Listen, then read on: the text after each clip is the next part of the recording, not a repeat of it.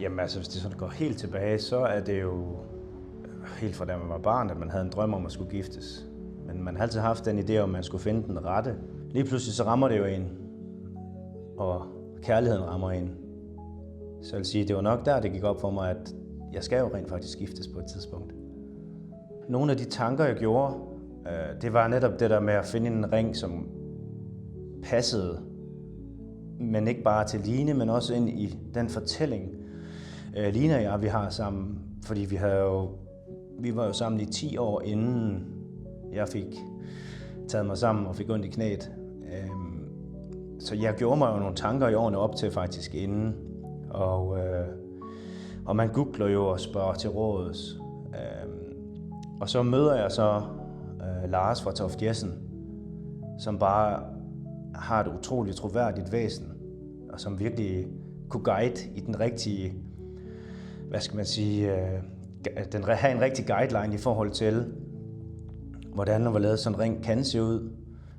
Det kan jo være nogle vilde ringe, nogle vilde forslag, men for mig var det bare vigtigt, at det var en stilren og tidsløs ring. For jeg synes, den passer godt til det væsen, Line er, og som sagt til vores fortælling. Men så vil man jo alligevel gerne have noget, der gør, at man kan se, at der ligger nogle tanker bagved, når man frier. Så for mig var det vigtigt, at stenen var fra Sydafrika, fordi jeg har haft meget med Sydafrika at gøre. Så der var en symbolik i, at stenen skulle komme dernede fra. Så hele den proces med at prøve at spørge ind til at sende et billede af en ring, eller har du set den ring, en af vores vennepar har fået osv., det synes jeg var meget... Det var en udfordring, men jeg synes, det lykkedes meget godt at få Line til at give nogle præg i retning af, hvordan den skulle se ud. Den dag, hvor jeg skulle fri til Line, det var på en restaurant i Barcelona, som jeg havde booket i forvejen. Jeg var forholdsvis nervøs, inden det skulle ske, så der røg der et par glas vin ned, inden jeg fik taget mig sammen til at spørge hende.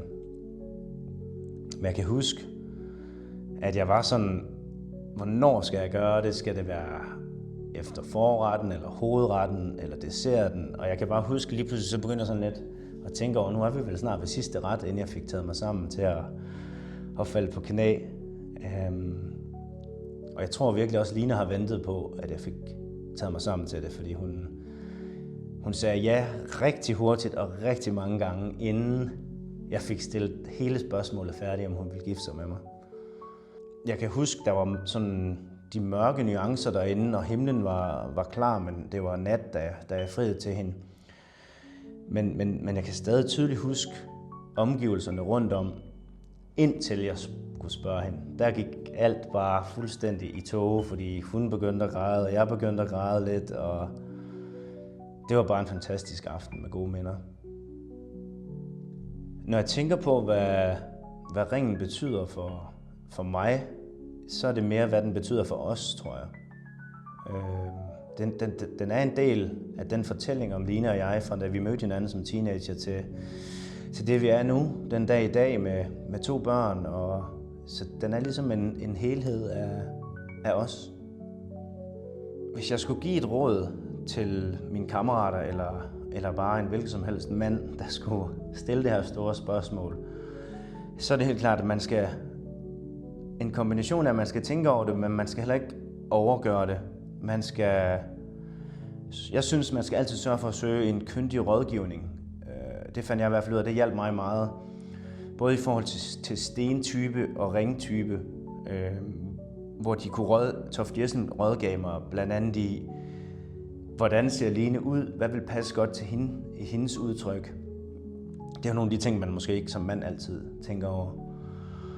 Og det var bare fra dag 1 af, var Toft Jessen og deres ansatte bare fantastiske til at tage sig tiden til at høre på de, som jeg måske synes var nogle lidt dumme spørgsmål, men de synes det var det mest naturlige, virkede det som, og de rådgav helt fantastisk i at få ramt den sten og ring, som betød rigtig meget for mig, og så nu for Line og jeg.